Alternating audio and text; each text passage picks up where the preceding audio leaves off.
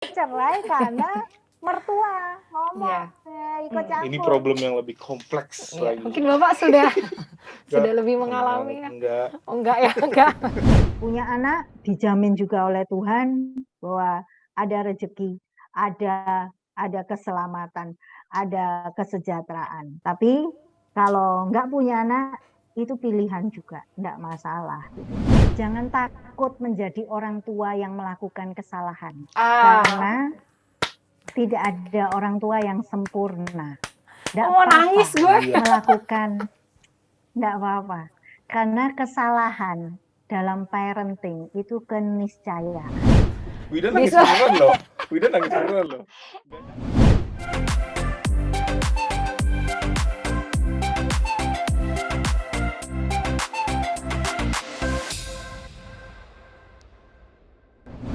Halo, Halo. kita ketemu di program namanya A to Z. Persembahan dari Kompasiana. Tabrakan. Oke, di sesi ini kita bakal apa sih program A to Z ini, Pin? A to Z itu kita bakalan lebih banyak ngebahas terkait chit-chat dengan narasumber yang memang kompeten dengan temanya, dan kita bakal membahas tema-tema yang memang lagi hot. Memang lagi hot. Lagi Dan in. dibahasnya santai aja ya? Dibahasnya santai aja. Santai aja. Nah, untuk hari ini tema kita adalah Apakah menikah harus punya anak? Nah, mulai dicatat dulu jawaban teman-teman itu gimana ya? Pasti bakalan jadi pertanyaan, wah baru kepikiran, emang kita harus nikah boleh nggak punya anak ya? Iya. Atau ternyata nikah harusnya punya anak atau segala macam. Pasti banyak pertanyaan lah dari tema itu. Iya, atau mungkin yang belum menikah antara calon yang satu, yang laki-lakinya pengen punya anak, atau yang perempuannya nggak pengen punya anak gitu. Nah, kalau kayak gitu gimana ya? Nah, ini kan kita akan bahas itu sampai akhirnya kita bisa dapat kesimpulan apakah nikah tuh harus punya anak. Betul. Gitu. Nah, sebenarnya ini obrolan hari ini itu sebenarnya dipicu oleh waktu itu diskusinya sudah ada di media sosial sebelumnya, di Twitter. Di Twitter. Waktu itu kita mungkin udah sempat lihat ada 2 tweet yang bisa jadi pemicu. Yang pertama itu adalah yang ditulis oleh Kay Safari. Ternyata biaya gedein anak sampai dewasa tuh butuh biaya 3 miliar loh. Ini juga yang jadi alasan untuk saya dan pasangan memutuskan untuk tidak punya anak atau child free. Oh gitu. Tapi kayaknya kita perlu kasih tahu deh perbedaan antara child free itu apa, atau misalnya childless itu apa. Nah, ini waktu kan biasa kita kepoin ya sampai bawah gitu, sampai diskusi-diskusi di bawahnya. Pasti buat orang awam atau misalnya bahkan kita sendiri pun waktu itu juga kaget kan. Bingung gitu. Ini istilah apa ini, child free atau misalnya childless gitu. Nah, kalau misalkan dari definisi yang ada di bawah nih yang ditimpalin oleh orang-orang, kalau misalkan childless itu lebih ke tidak punya anak. Tidak punya anak itu dalam artian itu karena dia nggak punya opsi. Dengan alasan medis misalnya? Ya mungkin dengan alasan medis, atau mungkin ya memang kondisi yang mungkin tidak mungkinnya selain medis apa ya? Kayaknya paling kuat itu di medis aja sih. Nah, kalau misalkan child free itu lebih ke pilihan, lebih ke opsi. Bahwa ya bisa nggak bisa ya, sanggup nggak sanggup, ya nggak pengen punya anak gitu. Karena memang keputusan mereka untuk tidak punya anak ya? Karena keputusan pasutri tersebut untuk tidak punya anak. Mungkin jadi bisa alasannya gara-gara apa, Mbak Wida? Biasanya gara-gara satu nggak suka anak kecil. Itu ada temen ya, gue. Ada nggak suka anak kecil. Terus habis itu yang kedua adalah dia lebih suka mengadopsi. Oh, benar.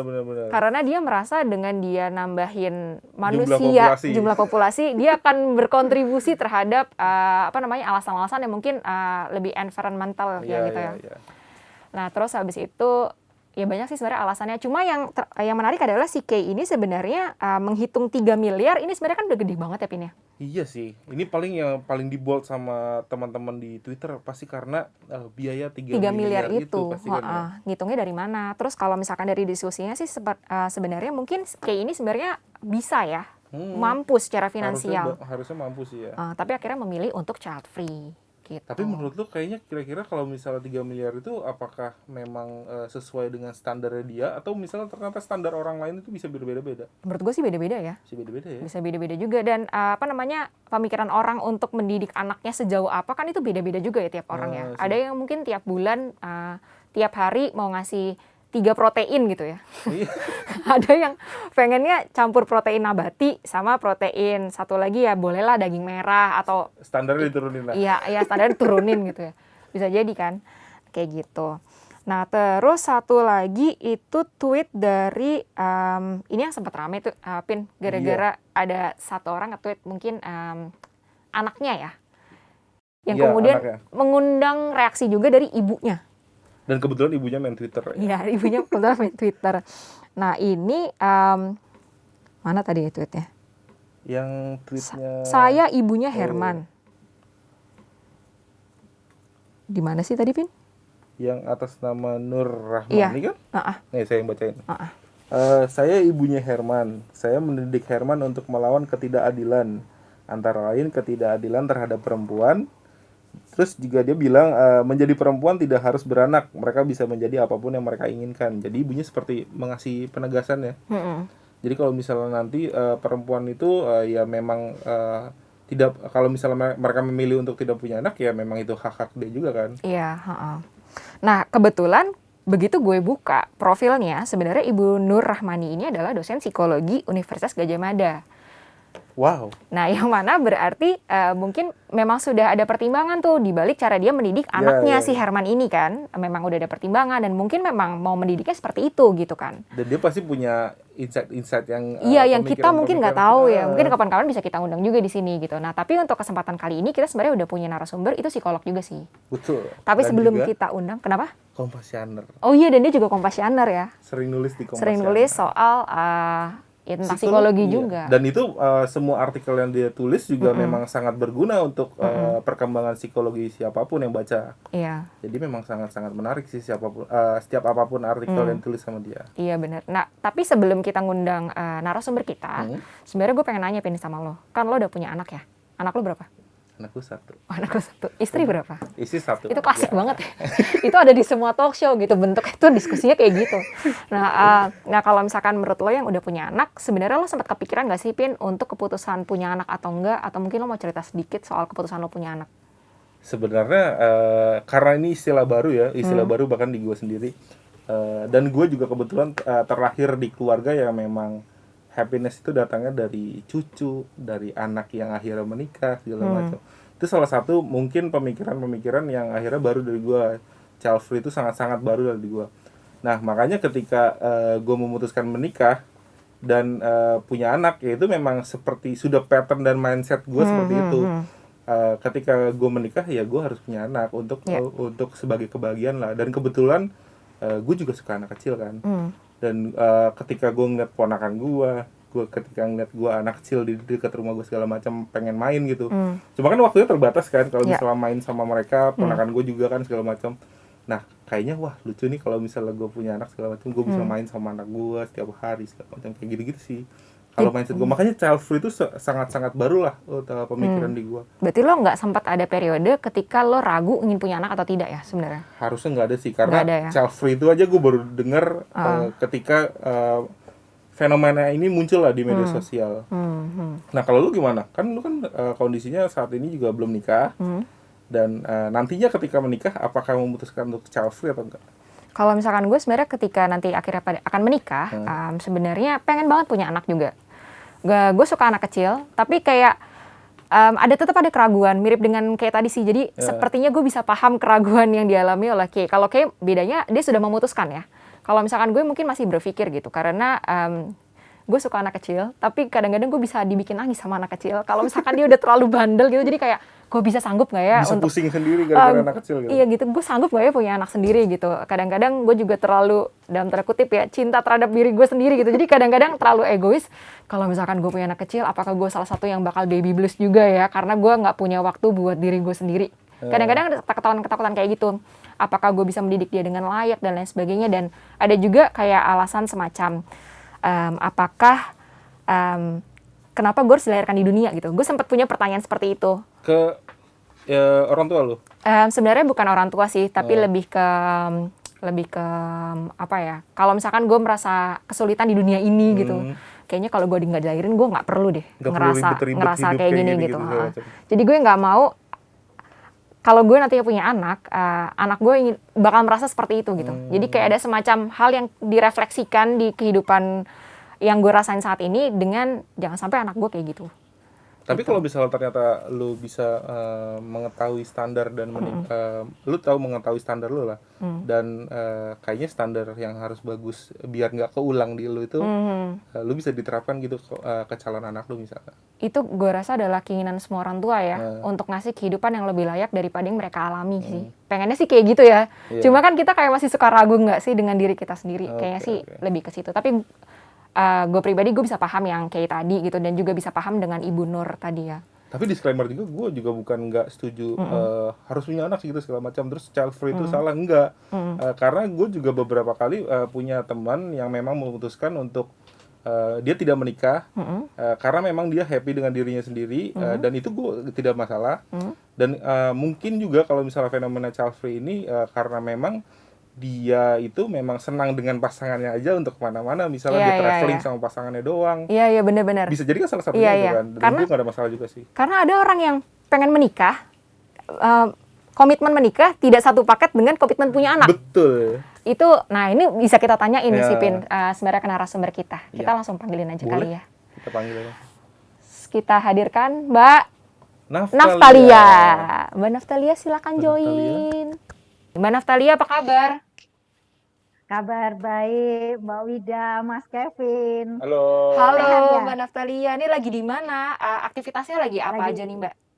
Belakangan ini. Ini lagi di rumah. Lagi di rumah. Tadi praktek, pulang buru-buru supaya bisa hadir bersama dua Kompassioner juga. Iya, kita juga Kompassioner. Mbak Naftalia, ini berarti gitu, ya. Prakteknya di mana nih, Mbak? Di Rumah Sakit Mitra Keluarga Waru. Mitra Keluarga Waru di Sidoarjo. Ya, Sidoarjo. Di Sidoarjo. Ih, senang banget ya. Belum pernah ya? Belum pernah ya, Mbak Wida belum pernah ke Sidoarjo ya? Belum pernah aku. Nanti kalau Kompassioner punya acara lah, kita ke sana lah. Saya di pinggiran Sidoarjo, belum pernah ke kota Sidoarjo. Gimana? Gimana? Nanti kita bareng-bareng Mbak kalau gitu. Iya, saya masih merasa orang Surabaya karena lahir di Surabaya. Oh gitu. Bertahun-tahun di Surabaya. Ya. Oh, tinggal di sana karena praktek ya. Ya, jadi rumah akhirnya milih rumah minggir ke pinggiran Surabaya. Oh, lebih gitu. Ya. Jadi nanti mungkin logatnya logat Surabaya ya. Mbak, aku tuh nggak ngerti perbedaan logat. Pokoknya kalau udah Jawa Timuran semua. Kecuali kalau Madura, nah itu mungkin baru beda ya. Cuma kalau Sidoarjo sama Surabaya aku nggak bisa bedain. Nggak bisa ya. Tadi soalnya saya dengar Mbak Wida tuh ngomong gue gitu kan. Terus saya langsung, oke. I'm not gue. Aku. Setiap daerah punya ini ya. Jadi gue tuh kayaknya tuh kedengeran medok sama Mbak Naftalia. Ya mohon maaf, saya agak ke tengah dikit nih Mbak, Jawa Tengah soalnya. Oh, Jawa Tengah ya. Tapi kalau saya ngomong kayak Mbak Wida, gue gitu nanti yang dengar. Gue-nya logatnya agak sedikit beda ya. Gue-nya nggak enak. Jakarta tuh beda. Iya. Nah, Mbak Naftalia, tadi kan udah sempat dengar nih Mbak, apa sih yang mau kita bahas hari ini. Nah, tadi aku kayaknya belum dengar Mbak Naftalia ini sebenarnya psikolognya itu psikolog apa sih Mbak? Psikolog klinis untuk remaja dewasa. Berarti untuk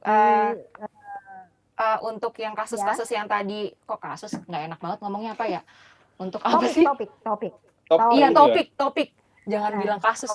Untuk topik yang tadi hari ini nih yang kita bakal ngomongin soal menikah harus punya anak atau enggak, Mbak Naftalia juga udah sering dengar akrab dengan topik ini atau enggak, Mbak Naftalia? Atau sudah ada yang pernah tanya konsultasi ke Mbak Naftalia?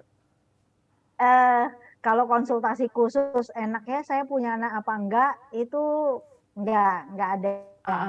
Sepertinya mereka seperti Mas Kevin ya.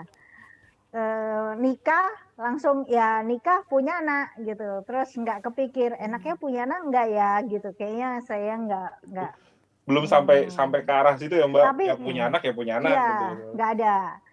Ya, tapi kalau kasus seperti yang diceritain Mbak Wida itu ada gugatan dari anak. Kenapa kok aku dilahirkan?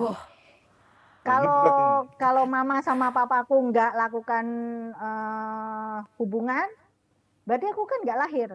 Jadi karena aku nggak minta dilahirkan, ya aku nggak apa ya. Kenapa kok aku harus menghormati, aku harus ikut aturan dan sebagainya. Nah itu cukup banyak dari remaja.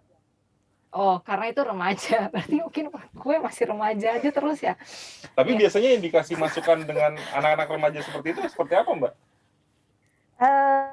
Biasanya karena itu bentuk protes, bentuk dari seperti seolah-olah gugatan tuh kayak escape plan gitu kan, mau menggugat. Maka saya tanyakan, kenapa kok kamu nggak suka dilahirkan? Kenapa kok kamu nggak suka menjalani hidup? Kamu pengen lari dari apa? Kamu terjebak dalam ibaratnya di dalam trap gitu ya, di dalam sangkar. Kamu itu kejebak apa? Itu biasanya terus mereka cerita. Jadi biasanya sekilas Mbak Wida kan tadi juga ngomong, kalau lagi ngalami masalah dalam hidup ini, pertanyaannya adalah, kenapa kok aku mesti dilahirkan? Kalau aku nggak lahir, kan aku nggak usah ngalami masalah, kan gitu. Iya. Jadi saya tidak meneruskan untuk ya kita harus gimana pun juga kamu harus bersyukur karena Tuhan mengizinkan kamu lahir. Oh nggak kira didengerin sama mereka. Jadi ya behind gitu kan, behind itu gitu. Nah itu mereka biasanya cerita bahwa orang tuanya begini, orang tuanya begitu, terus bullying teman dan sebagainya itu. Nah, yang diselesaikan adalah persoalan-persoalan di belakang itu. Dan biasanya anak-anak itu adalah anak-anak yang cerdas. Anak-anak yang cerdas, yang mikirnya tuh banyak, bercabang-cabang. Kalau positif itu jadi kreatif ya, tapi kalau itu negatif itu namanya overthinking. Ini perlu ada sesi khusus buat overthinking. Ya. Karena lagi ramai juga kalau di anak muda ya. Ya. Nah kalau Mbak Naftalia, kalau misalkan dari apa yang sudah ditemukan dari sesi-sesi konsultasi ya Mbak, biasanya itu kenapa sih pasangan memutuskan untuk punya anak? Alasannya biasanya apa? Apakah karena tadi kalau kata Kevin ya karena natural aja, karena memang menikah ya berarti akan punya anak gitu, atau ada alasan lainnya Mbak? Kalau punya anak itu kayaknya keputusan itu secara natural ya, secara sosial ya. Bahkan ada ungkapan kan, lahir sehat, lahir terus kemudian tumbuh besar, nikah, punya anak, tua, mati gitu kan. Kayak urutan kehidupan itu begitu gitu. Jadi kayak punya anak itu otomatis ya.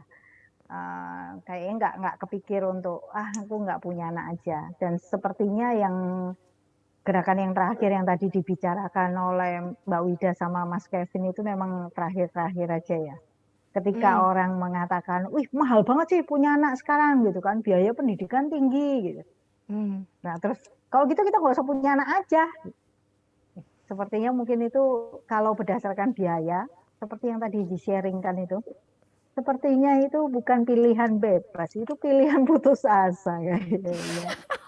Belum mulai udah menyerah. Gitu ya. Nah kalau menurut Mbak Natalia kan katanya itu baru terjadi tuh baru-baru ini ya, baru terlihat ada orang yang berani mengungkapkan bahwa child free itu adalah sebuah pilihan ya. Nah kalau menurut Mbak Natalia, apa yang membuat pemikiran itu baru ada di anak-anak generasi sekarang gitu? Kalau dulu-dulunya kan belum ada ya, bahkan belum kepikiran. Bahkan dulu kalau misalnya kita ngeliat orang tua zaman dulu punya anak jauh lebih banyak rezekinya segala macam. Tapi kalau sekarang fenomenanya lebih ke arah saya memutuskan untuk child free gitu. Atau mungkin jadi banyak pertimbangan ketika sebelum punya anak lah, seenggaknya ya. Nah kira-kira apa Mbak yang menjadi penyebab? Mundur lagi, bukan cuma punya anak. Aku nggak mau nikah, kan gitu. Mundur lagi. Iya. Ada gerakan itu juga. Aku nggak mau nikah gitu, supaya tidak punya masalah. Kalau ya kan, kalau nikah dapat pasangan benar, ya enak, kalau enggak gitu. Kalau ternyata nanti pasanganku bermasalah, wah hidupku susah gitu kan. Jadi maksudnya pilihan itu selalu ada. Nah, kalau dibilang kenapa kok baru terakhir-terakhir ini, menurut saya sih salah satu penyebabnya adalah pergeseran nilai anak. Pergeseran nilai anak. Kalau zaman dulu anak itu adalah kebanggaan untuk orang tua. Anaknya berapa? 12 gitu. Terus iya, 10 itu jadi dokter, jadi menteri, jadi apa kan kebanggaan ya. Nilai anak bergeser. Terus kemudian nilai anak juga kekayaan. Banyak anak banyak rezeki. Zaman dulu anaknya banyak, berarti itu tuan tanah yang kaya gitu kan. Maksudnya dia secara finansial mampulah menghidupi anak. Nah, makin ke sini nilai anak berbeda ya. Anak dianggap sebagai ada yang dianggap sebagai aset. Nah, anak itu aset, properti. Makanya kita sekolahin tinggi-tinggi gitu dan kita pilihkan jurusan yang masa depannya cerah. Jangan jadi penulis di Kompasiana, nggak ada uangnya, jadi dokter aja. gitu ya. Kalau jadi penulis nggak ada masa depannya ya Mas Kevin. gitu kan ya. Kalau jadi apa lo? Jadi pengusaha aja, entrepreneur. Nah, sekarang seperti itu. Kalau dulu kan jadi dokter, kan gitu ya. Jadi dokter supaya bisa secara finansial ada perbaikan. Nah, bergeser. Sekarang ini anak mungkin dianggap sebagai beban, sehingga memiliki anak itu adalah beban. Di balik sejumlah alasan yang sempat saya baca tweetnya tadi ya. Namanya siapa itu? Yang dia mengatakan bahwa membesarkan anak sekian miliar. Kalau anak dianggap beban ya makanya tidak heran orang juga takut gitu, takut. Sebetulnya analogi dengan itu bukan punya anak aja yang mengerikan biayanya. Biaya kita sendiri hidup ini loh, nggak takut ya? Iya kan, mahal juga. Gonta-ganti HP gitu, terus kemudian hari ini pengen makan pecel, besok pengen makan ini, pengen makan itu gitu. Hitung aja dalam waktu setahun biaya hidup kita sendiri. Mbak Wida aja. Ayo Mbak Wida, hitung 20 tahun ke depan, berapa biaya hidup yang Mbak Wida bakal keluarkan. Kebetulan tadi pagi mikir sih. Di sekarang. Nah, saya jadi malah mikirin ini sekarang. Saya biayanya berapa ya hidup saya sekarang nih ya. Jangan mikirin anak dulu ya, mikirin kita dulu ya. Gue ngitung-ngitung umur 40, 50. 5 tahun lagi. Iya, Jangan kekuatan fisiknya juga udah nggak mumpuni. Punya duit berapa? Iya, terus gaji sekarang berapa? Terus perusahaan punya kebijakan naik gaji tiap 15 tahun sekali. Nah, kan pusing. Iya, Mbak.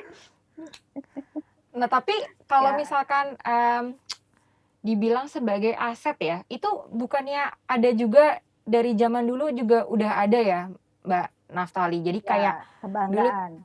Dulu tuh ada kalau misalkan kita lagi ada di ini ya di kondangan ya, pertemuan keluarga. Misalkan punya anak berapa tadi katanya Mbak Naftali gitu, punya anak 12, 10 dan lain sebagainya. Tapi kalau misalkan nanti anaknya sedikit atau apa, selalu ada yang menimpali ya, misalkan ya lagi dalam obrolan keluarga dan itu misalnya mungkin di orang tua kita ya. Bilangnya nanti kalau misalkan nggak punya anak atau anaknya cuma satu, ntar yang ngurusin kamu siapa ketika kamu tua? Itu itu jadi salah satu yang waktu itu sempat aku baca juga sih, yang tadi obrolan dengan Kay tadi yang di bawah-bawahnya gitu, karena ada juga yang merasa anaknya yang merasa dibebani. Oh, karena anaknya memang dibebani sama orang tuanya gitu rasanya. Iya, jadi dilihat sebagai aset. Jatuhnya dari dulu sih kalau misalkan gue rasa kayak udah ngelihat ya, misalkan aku membesarkan anak supaya ketika aku nanti tua ada orang yang ngurusin aku. Iya. Kan ada juga ya Mbak yang kayak gitu atau gimana? Ya, itu memandang anak sebagai safety net, jaring pengaman. Jadi kalau tua ada yang ngopeni kan, makanya anak dididik dengan transaksi. Nah, biasanya sih tidak bakal berhasil. Kenapa? Karena anak tidak akan dengan sukarela untuk melakukannya. Apalagi kalau orang tuanya tidak memberikan cukup kasih sayang ya. Transaksi itu kan bicara soal syarat. Kalau dia mendidik dengan syarat, maka anak juga akan ngerasa oke, aku akan nilai yang kamu berikan ke aku itu seimbang enggak dengan apa yang akan aku keluarkan dengan mengurus kamu ketika kamu tua. Ini kan enggak imbang, enggak ada kasih sayang yang tulus gitu. Karena orang tua yang seperti itu akan ngomong gini, ayo belajar yang rajin supaya nilainya bagus. Kalau nilainya bagus, besok bisa dapat kerjaan. Kalau dapat kerjaan, besok kamu bisa beli rumah. Terus mama ikut kamu gitu. Nah itu kan ada transaksi berarti. Iya enggak? Itu kan kelanjutannya kan seperti itu. Dan itu kan diomongkan terus. Ayo cari kerjaan. Kalau kamu gajinya kecil, gimana? Mama nggak bisa ikut kamu, papa nggak bisa ikut kamu, rumahnya kecil gitu. Ayo cari kerjaan yang lain yang lebih besar. Anak akan ngerasa, kamu mau ikut aku, yang kamu kasih sekarang ini berapa? Yang bisa aku terima dari kamu itu nggak imbang dengan ngopeni kalian berdua besok gitu.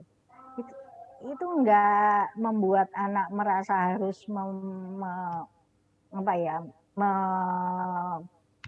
merawat orang tuanya. Dan kalau anak tercetus seperti itu, orang tua bilang, kamu ini kurang ajar ya, anak nggak tahu diri, udah digedein, terus ngomongnya kayak gitu. Apalagi kalau anaknya bilang, iya, mama papa minta hidup enak, aku disuruh kerja, cari rumah lebih besar, gaji lebih besar. Tapi selama aku besar, sampai umur 20 tahun, aku tinggal di rumah sederhana. Kenapa kok aku yang harus membuat hidup kita lebih baik? Bertengkar.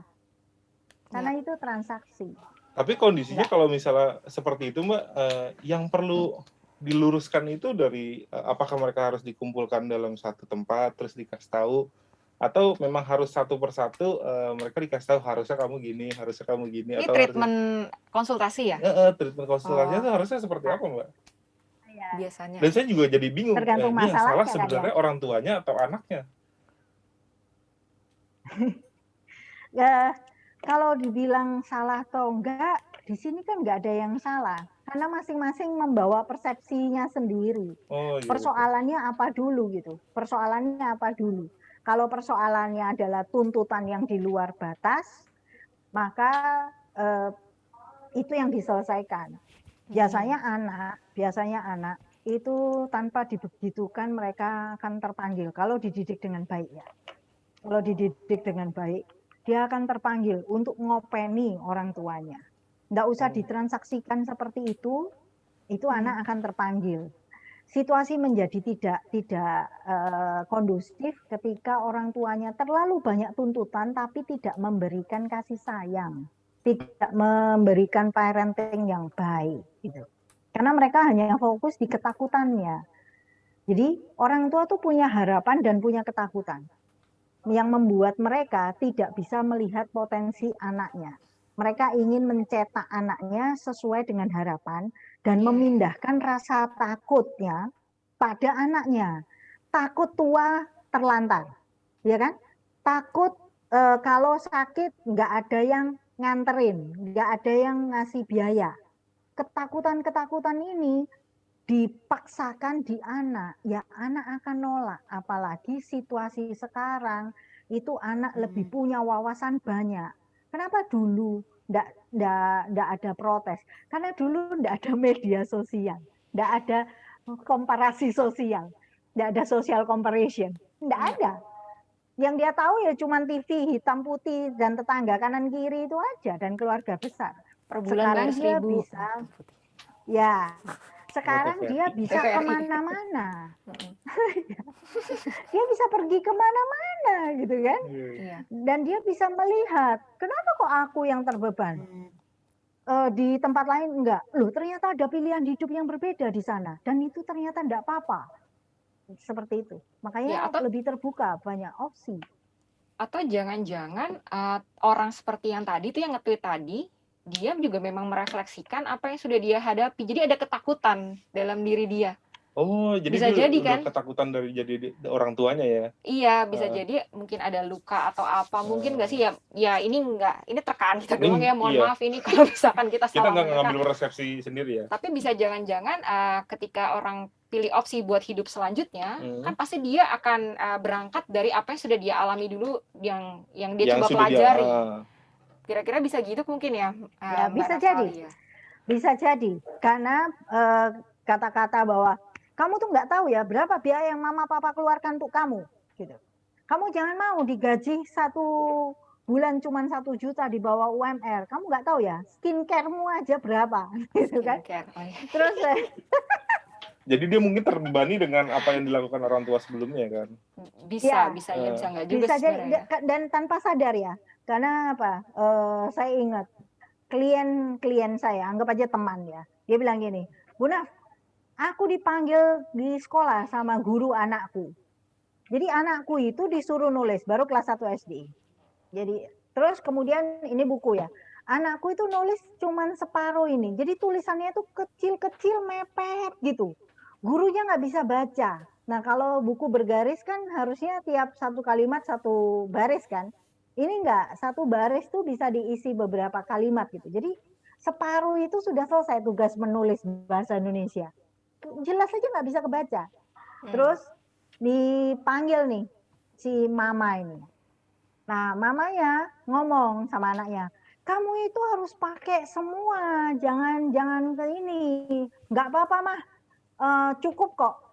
Terus saya bilang ini sama dia, karena temen juga ya, saya ngomong gini, karena kamu suka ngomong gini, susunya habisin, mama kerja buat beli susu tuh mahal. Hah, kok Bu Naf tahu? Iya, karena anak biasa melakukan sesuatu dinilai dengan uang, maka dia hemat kertasnya supaya tidak menghabiskan buku itu tidak cepat habis.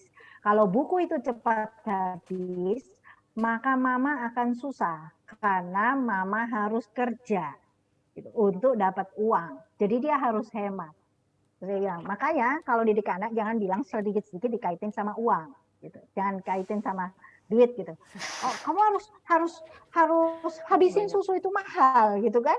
Karena ini, nah ke sana akibatnya. Jadi kalau kita ngungkit-ngungkit juga ke anak ya, ayo habisin makanannya, udah dibeliin mahal-mahal, nggak tahu diri nih, nggak dihabisin, dia akan jadi pelit gitu. Dan dia berhitung segala hal dengan uang.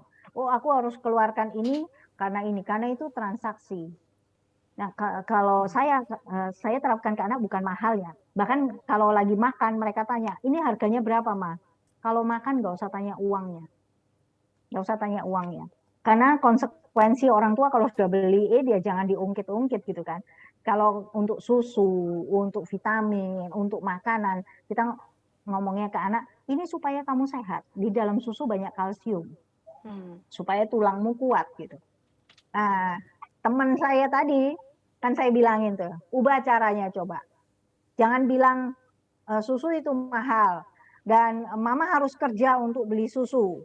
Jadi kamu harus habisin. Coba ubah. Terus daging. Daging itu mahal loh ya gitu. Kamu tahu nggak, mama ini sampai malam kerja untuk bisa beli daging.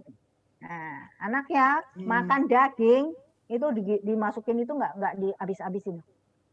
Karena Mas sayang. Kevin, karena sayang. Ya, Mas Kevin tahu kan umur 3 tahun itu kan kadang kalau makan terus itu udah mama gitu kan. Kenapa? Karena eman. Jadi harus dinikmati selama mungkin. Nah, mamanya nggak ngerti. Ini enggak ini sih, ayo masukin ya, gitu enggak. Anak kan nggak bisa bereaksi. Umur 3 tahun mana bisa ngomong. Iya. SD nggak bisa ngomong, tapi itu refleksi. Mbak Naftali, ini tadi aku lihat Kevin sembari mikir sih. Ini sih jadi malah introspeksi diri sendiri. Malah belajar gitu. Ya, Vin? Wah, ini kayaknya harus ditiru sama orang tua sekarang, zaman sekarang gitu. Jangan sampai nyebutin apa yang sudah dilakukan orang tua sebelum-sebelumnya gitu kan. Iya. Jangan Jadi sampai berpikir. ntar anaknya malah menganggap ya udah deh, aku nggak mau dilahirin karena mama kayaknya terbebani banget, aku lahir segala macam harus cari uang sampai malam, malah jadi terbebani kan ntar jadi Iya. anaknya segala macam. Ya kasihan juga ya. Sebelum Ternyata anak memang terbebani, komunikasi sekecil Mas apapun. Kevin. Ya, Kenapa, Mbak? sebelum terbebani, anak akan bilang gini, Mas Kevin. Apa? Aku nggak mau sekolah. Kenapa? Supaya mama nggak usah kerja. Nah, Itu sudah terjadi ya? Sudah terjadi sebenarnya Mbak di saya. Karena kebetulan saya dan istri kerja dan itu salah satu protes yang dilakukan anak gue sih. Iya. Anak saya selalu ketika mamanya kerja pulang, mama nggak usah kerja, papa aja yang kerja segala macam. Nah itu jadi salah satu. Padahal kita nggak ngucap apa-apa soal pekerjaan gitu. Mungkin terpikir sendiri tuh di anak kecil. Iya. Pin, gue mau ngobrolin soal ini. Sebenarnya kalau misalkan di masyarakat kan punya anak, itu tadi seperti Mbak Nafsali sempat sampaikan ya, itu ada nilai kan yang mempengaruhi keputusan kita gitu. Iya. Ketika lo langsung punya anak setelah menikah, nggak pernah kepikiran untuk bertanya apakah gue pengen punya anak atau enggak, toh sudah secara alamiah punya anak ya. Nah tapi sebenarnya kan ada yang menjadi faktor kalau misalkan kita pengen punya anak karena norma sosial di sekitar kita. Karena kita ditanyain terus. Kalau misalkan lagi ada acara keluarga, habis nikah, kapan nikah? Kapan punya anak? Gitu kan. Jadi itu juga mendorong keputusan orang juga kan untuk punya anak atau enggak. Nah sebenarnya gue agak ngelihat sebenarnya ada unsur positifnya nih, ada positifnya childless sama child free ini. Sebenarnya mereka bisa membantu orang-orang yang memang secara medis tidak punya anak. Tidak bisa punya anak. Jadi kayak mereka menurut gue agak terbantu sih, karena jatuhnya ketika ada opsi untuk harus punya anak atau tidak, orang yang secara fisik memang tidak bisa, dia bisa punya teman dalam tanda kutip. Bisa punya semacam pelarian enggak? Bisa dengan adopsi sih sebenarnya, atau gimana gue kurang tahu juga sih. Tapi paling enggak bisa jadi kayak ada merasa agak dibelain sih sebenarnya. Oh iya. Ya meskipun tapi dia dengan alasan yang jelas dong, karena kan dia memang alasan medis dan dia nggak bisa punya pilihan lain selain itu. Tapi kalau alasannya medis agak sungkan nggak sih ngasih tahu orang? Iya sih ya. Kayak saya emang nggak bisa kan nggak mungkin juga ya. Iya. Ya mungkin dia salah satu fenomena child free ini mungkin membantu teman-teman yang akhirnya childless ya kan. Iya. Nah, sebenarnya mau tanya juga sih kalau menurut lo gimana? Sebenarnya yang child free ini kan salah satu komponennya ketika kita berpikir untuk child free adalah masalah finansial. Apakah itu artinya dalam tanda kutip orang tidak punya kemampuan finansial berarti sama sekali nggak boleh punya anak menurut lo? Apa sebaiknya seperti itu? Kalau dalam pemahaman gue ya, kenapa sampai saat ini kan ketika orang tua nanya, Mas Kevin nambah lagi dong, satu lagi, nambah lagi 2 kali segala macam. Jadi selalu bakalan ada omongan seperti itu, tapi pemahaman gue adalah finansial itu salah satu kunci utamanya saat membesarkan anak. Karena kalau misalnya ternyata memang belum siap secara finansial, nantinya pemahaman gue anak gue nggak bakal dapat standar yang jauh lebih baik dibandingkan gue. Itu salah satu poin-poin utamanya. Makanya ketika akhirnya memutuskan punya anak satu, ya poin utamanya ketika gue belum siap secara mental, secara finansial, ya pilihnya anak satu dulu. Tapi kemungkinan besar kalau misalnya ternyata nanti kira-kira cukup atau kira-kira gue udah siap mentalnya punya anak 2 ya itu nggak ada masalah juga. Kalau gue tuh agak menyayangkannya soal si child free ini adalah karena tadi masalah uang itu tadi sih, finansial gitu. Dia terlalu overthinking masalah uang gitu ya. Masalahnya nominalnya gede banget. Iya, nominalnya yang disebutin 3 miliar meskipun gue nggak pernah ngitung sendiri ya, tapi jatuhnya seakan-akan adalah orang yang misalkan pengen punya anak, terus habis itu mungkin memang secara finansial dia kurang beruntung ya. Ya gimana juga kita nggak bisa nebak kita lahir dari keluarga apa, terus kebetulan juga gue yang namanya orang usaha sih, gue percaya ada aja rezekinya ya. Cuma kan ada juga orang yang ngerti nggak sih, ada orang yang apes. Iya. Mau bekerja sekeras apa juga rezekinya kurang, bisa aja kan. Terus lantas kemudian jadi nggak sah punya anak itu, jadi kayak disarankan nggak punya anak, menurut gue nggak adil juga sih. Tapi menurut Iya gue nggak sih? harusnya lebih bijak aja sih Iya, kalau misal bijak gue setuju sih. lebih bijak aja kalau misal ternyata memang secara finansial dikira-kira cuma segitu.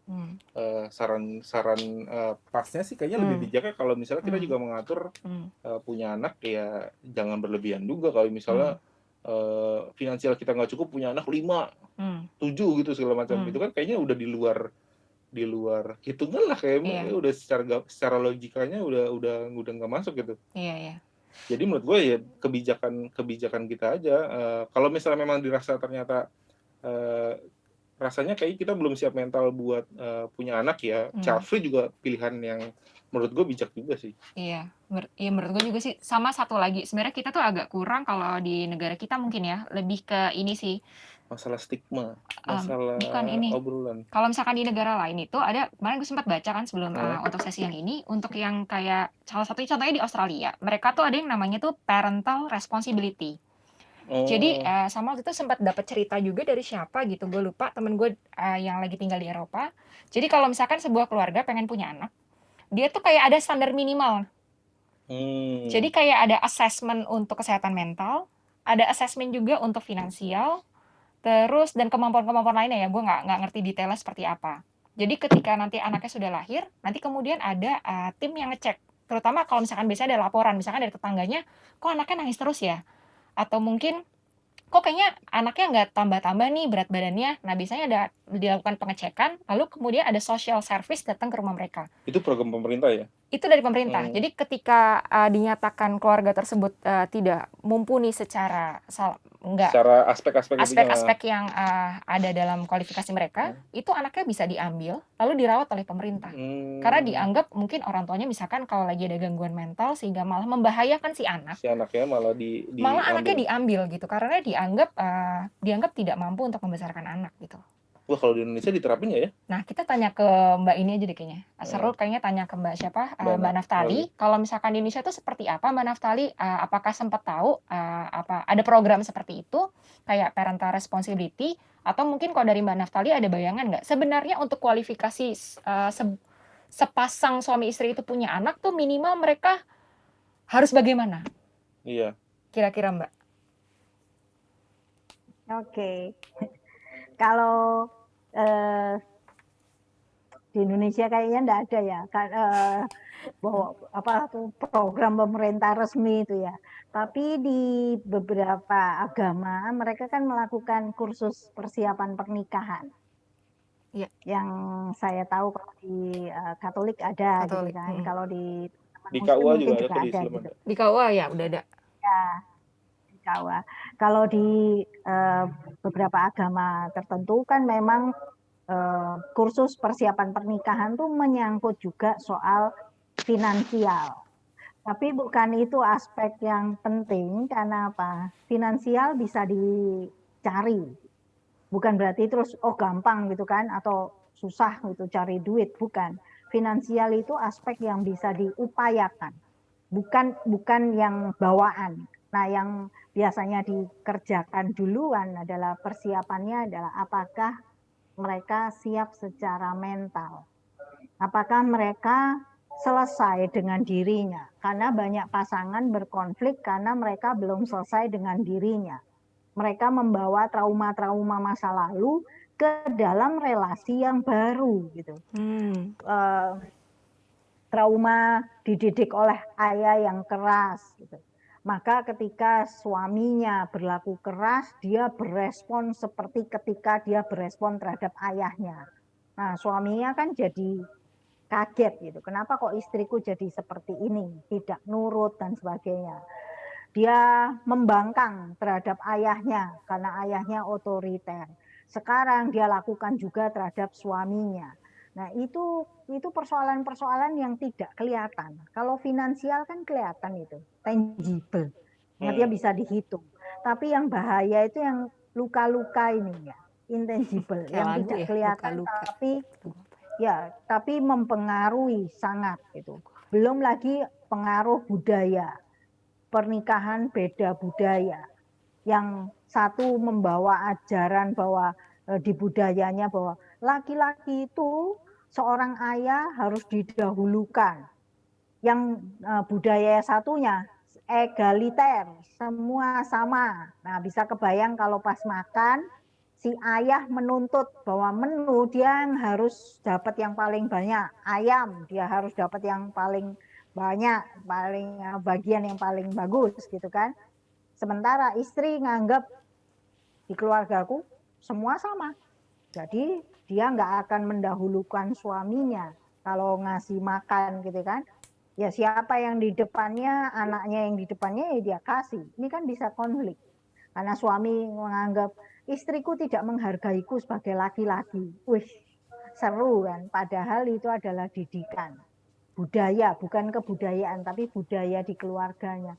Nah itu yang lebih apa ya prioritas menurut saya. Karena sejauh yang saya tahu dari banyak klien yang saya tangani, bukan persoalan materi yang menyebabkan orang konflik, tapi persoalan-persoalan mental yang tidak terselesaikan itu. Gitu.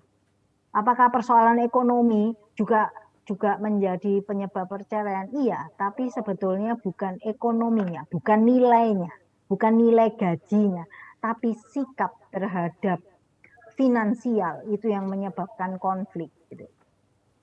Jadi suami bilang gajiku cuma 3 juta, ya sudah loh. Kalau nggak cukup ya sudah, anak kita nggak usah disekolahin gitu kan. Istrinya gimana sih? Gitu kok nggak mau usaha? Nah itu gaji cuma segitu kok nggak mau usaha. Coba cari dong apa gitu kayak kerja lain di tempat lain dan sebagainya. Wong masih sehat dan suaminya bilang istriku loh terlalu nuntut. Kalau nggak bisa sekolahin anak di sekolah kompleks ya masukin di sekolah kampung aja. Nah itu tadi. Jadi ada beda sikap terhadap finansial, bukan melulu finansialnya sendiri, bukan nilai finansialnya sendiri. Itu yang membuat tajam konfliknya. Tadi saya jadi penasaran masalah replikasi sifat dari orang tua sebelumnya ya Mbak. Beberapa orang tua zaman dulu kan yang memang masih menerapkan hal-hal kayak gitu, kayak misalnya ayah harus duluan, ayah atau segala macam tadi yang Mbak jelasin. Ya. Gimana caranya orang-orang tua zaman sekarang itu bisa memotong sifat generasi dari sebelum-sebelumnya? Seperti apa Mbak? Selesai dulu dengan diri sendiri. Artinya kita menyadari, aku ini niru siapa, gitu. Aku ini niru saya siapa? Sudah nemu sih kebetulan. Ya kan? Dan aku mencari pasangan ini karena apa? Aku mencari pasangan yang persis sama dengan ayah atau ibuku, atau aku mencari pasangan yang kontradiksi dari ayah dan ibuku, gitu. Jadi aku siapa? Dan kemudian kita lepaskan, ya kita ngambil yang sesuai sama kita. Terus kemudian bikin visi misi baru lah. Berkeluarga itu mau apa? Itu dengan pasangan. Itu gunanya untuk apa? Nanti kalau ada konflik, karena nggak mungkin pernikahan nggak ada konflik toh.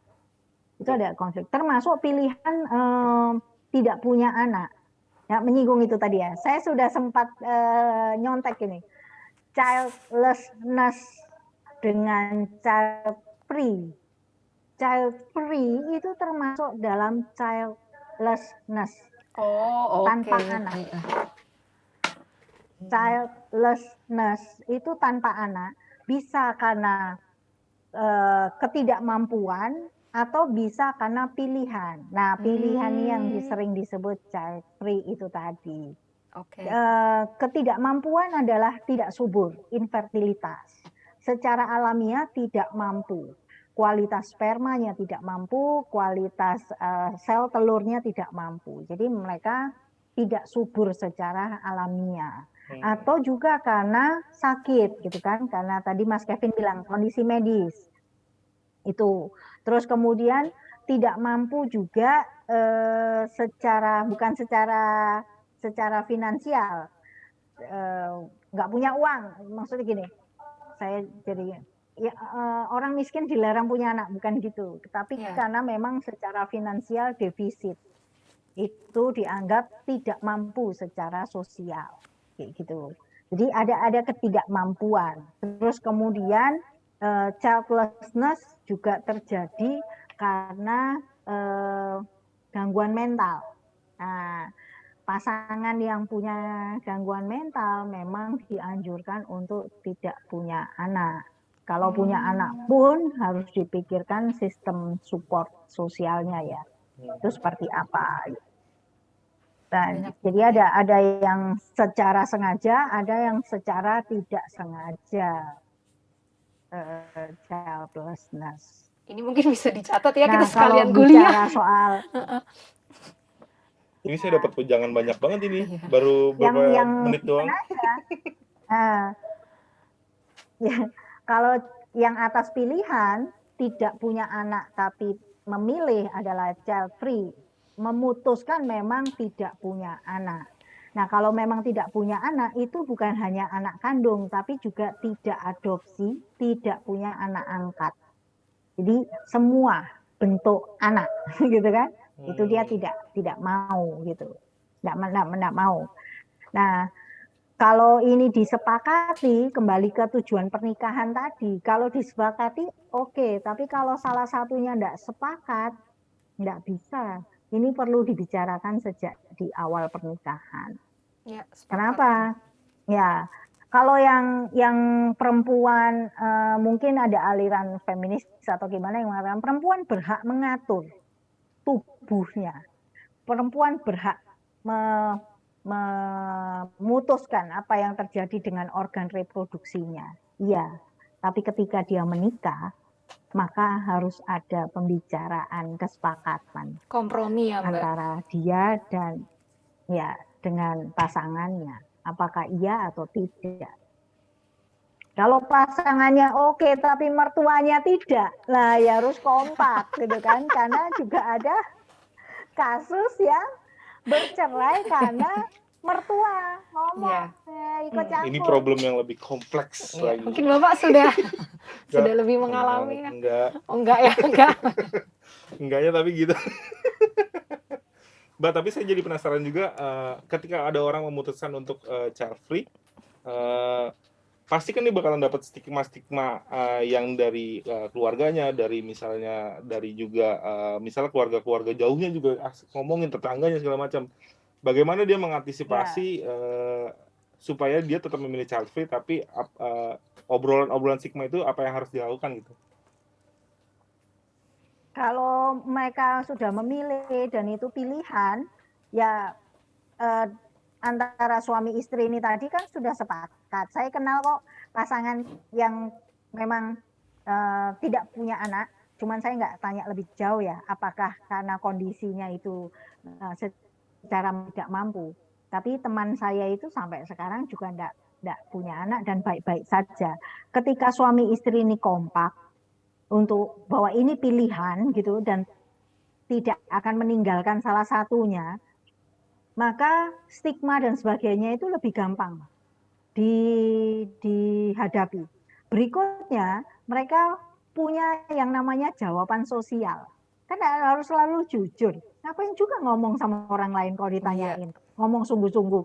Oh, kami memutuskan begini-gini, nggak perlu. Dari beberapa sharing teman-teman, saya merumuskan bahwa mereka punya jawaban sosial. Jawaban sosial itu yang dilontarkan, mau benar mau enggak penting. Pokoknya ada jawaban sosial. Ketika orang tanya, kenapa kok enggak punya anak? Oh ya memang kami enggak pingin, gitu aja. Kenapa kok enggak pingin? Memang perlu dibahas. Gitu. Memang berarti udah siap dengan jawaban-jawaban itu ya. Ya, ada jawaban-jawaban sosial yang itu enggak perlu dipersoalkan gitu. Dan itu suami istri jawabannya sama. Nah, ketika mereka menjawabnya sama kan orang capek. Iya, nanya capek, ke malas saya suami jawabannya gitu. Tapi kalau mereka enggak punya benar, curhat di medsos ya. Ditanyain kayak gini. Dan menurut saya memang harus punya jawaban sosial. Untuk apa? Karena enggak semua orang itu memahami konsekuensi yang kita alami. Jadi misalkan memutuskan tidak punya anak karena saya tahu pasangan saya tidak mampu, karena dia agresif, gitu misalkan. Karena dia tidak sabaran dan kalau marah itu mukul misalkan. Dan aku pikir itu bahaya untuk anakku besok, gitu. Nah, pasangan itu yang tahu kan. Jadi suaminya juga ketika dia mengatakan aku belum siap, aku ikut terapi anger management tapi nggak berhasil. Dan kayaknya aku nggak berani menggaransi diriku sendiri aku akan sabar. Kan nggak perlu orang tahu gitu. Untuk apa orang-orang lain tahu, nggak punya kepentingan. Iya. Jadi Mbak memang perlu Naftalia, ada jawaban sosial. ini kita udah sampai ke di ujung. keputusan tamu kita hari ini. Jadi kita perlu tahu apa ya namanya ya? Apa sih namanya? Jawaban singkat dari Mbak Naftalia nih. Kita butuh yang tegas. Ini ada 2, Mbak. Nanti dijawab cepat bisa. Dari obrolan kita hari ini, kalau dari Mbak Naftalia, sebenarnya apakah tujuan pernikahan itu? Dari ilmu psikologi, Mbak. Tujuan pernikahan untuk mencari kebahagiaan. Waduh, katanya gitu ya. Tapi sebenarnya untuk sejahtera. Sakinah mawaddah warahmah itu ya. Untuk mencari kesejahteraan psikologis dan spiritual. Itu untuk sih. kedua belah pihak. Ya, untuk kedua belah pihak. Nah, Jadi sejahtera secara psikologis dan secara spiritual dengan atau tanpa anak. berarti Karena ada penelitian ya, Iya, tidak ada iya, bedanya iya. soalnya. Lanjut, Mbak. Ada penelitian. Saya sempat searching tadi ya. Ada penelitian di tahun 2011. Respondennya 496 tentang psychological well-being antara pasangan yang punya anak dengan pasangan yang tidak punya anak. Tidak ada bedanya itu. Tidak ada bedanya. Menarik, tergantung mereka sikapnya. Iya. Psychological well-being dan spiritual well-being. Itu aja tujuan itu. Dan memenuhi ajaran agama masing-masing kan. Punya anak dijamin juga oleh Tuhan bahwa ada rezeki, ada keselamatan, ada kesejahteraan kalau punya anak. Tapi kalau nggak punya anak itu pilihan juga, nggak masalah gitu. Siap atau enggak kembali ke sana. Yang penting sekali komitmen untuk memutuskan punya anak, tuntaskan. Jangan takut soal biaya. Karena apa? Biaya yang sekian miliar itu adalah gaya hidup, bukan kebutuhan hidup. Kalau gaya hidup, dia akan naik terus. Tapi kalau kebutuhan hidup, pasti tercukupi. Berarti intinya, untuk menjawab pertanyaan di judul sesi kita hari ini, Mbak Naftali, jadi apakah menikah harus punya anak? Berarti harus. Jawabannya sudah ada ya. Tetapi bukan tetapi sih, nggak bisa pakai kata tetapi.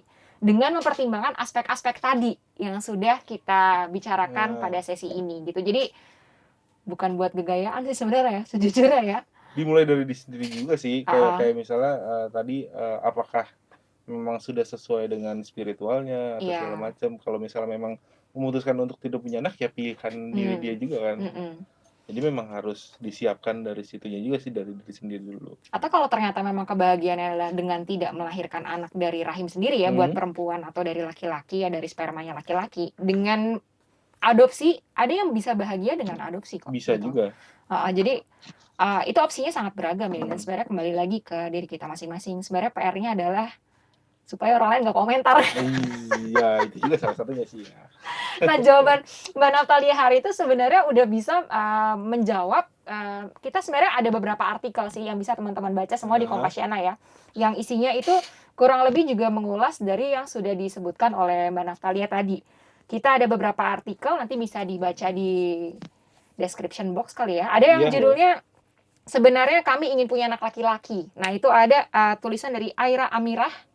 Lalu ada lagi dari Felix Tani, judulnya Nilai Anak Batak. Nilai anak Batak, anak itulah kekayaan bagiku. Nilai anak dalam satu lagu Batak. Jadi mau ngasih tahu ada beberapa keutamaan. Kalau kita kan Indonesia kan adat banget ya. Iya. Jadi ada makna anak dalam tiap adat pun berbeda. Itu tentunya bisa menjadi aspek yang bisa jadi bahan pertimbangan kita. Kenapa kita perlu punya anak atau tidak. Menurut gue sih kayak gitu ya. Terus ada artikel lagi dari Kazena Krista. Punya anak tak cukup soal seksual, mental, dan finansial. Itu tadi udah sempat dibahas juga. Jadi untuk punya anak, persiapannya apa aja?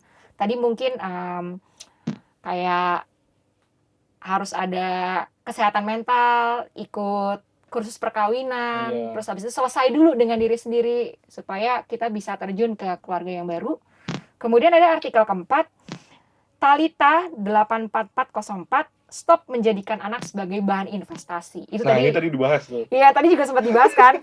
Jadi sebenarnya obrolannya dari Mbak Naftali udah lengkap banget. Dan sudah banyak juga artikel di Compassion yang membahas soal itu. Gitu kurang lebih ya, Pin ya. Iya.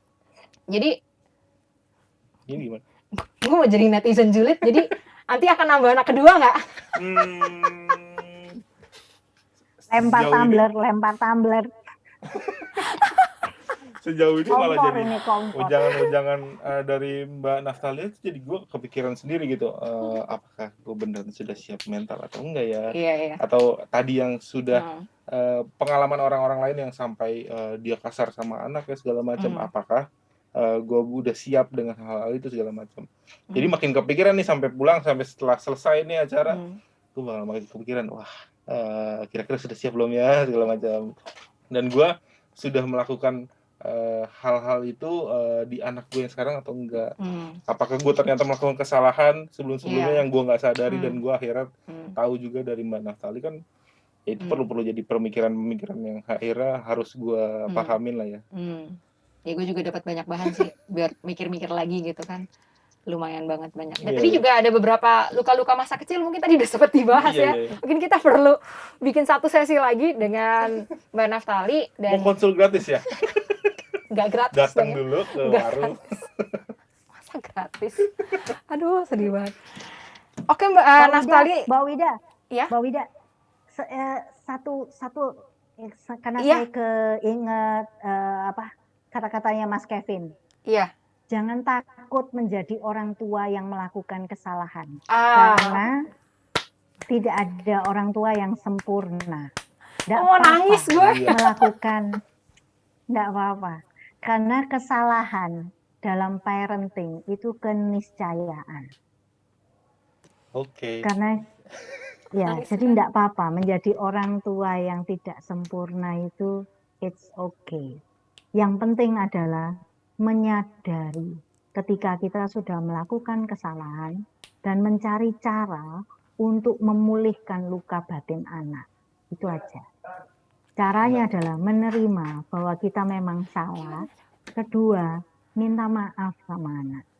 Tidak akan membuat nilai kita turun. Minta maaf sama anak. Umur berapapun anak akan ngerti. Yang mereka proses adalah ketulusan ketika orang tua melakukan kesalahan itu. Minta maaf. Dan dipeluk anaknya. Ketika kita melakukan kesalahan, peluk anak. Umur berapapun anak tetap butuh dipeluk. Ketika kita menyesal atas apa yang kita lakukan. It's okay. Menjadi orang tua yang tidak sempurna. Tidak masalah.